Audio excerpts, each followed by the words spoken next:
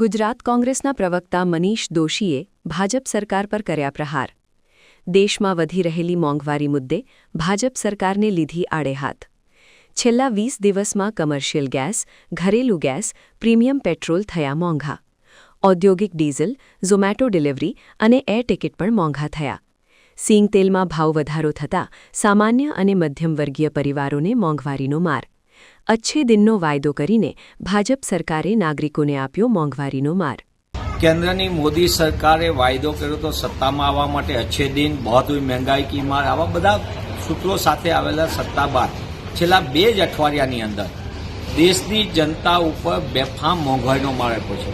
LPG ગેસની અંદર વધારો, કોમર્શિયલ ગેસની અંદર વધારો, ફ્યુઅલ ચાર્જની અંદર વધારો, ઇન્ડસ્ટ્રીયલ ગેસની અંદર વધારો, ઇન્સ્યોરન્સથી માંડીને બીજા પ્રકારનો વધારો અને આજે સિંગતેલમાં પણ મોટા પાયે વધારો ઝીકવામાં આવ્યો છે. એક તરફ લોકોને પોતાની આવક માટેના માપદંડો ઘટી રહ્યા છે, લોકો પરેશાની ભોગવી રહ્યા અને બીજી બાજુ બેફામ મોંઘવારીના કારણે લોકોને જીવન જીવવું મુશ્કેલ છે.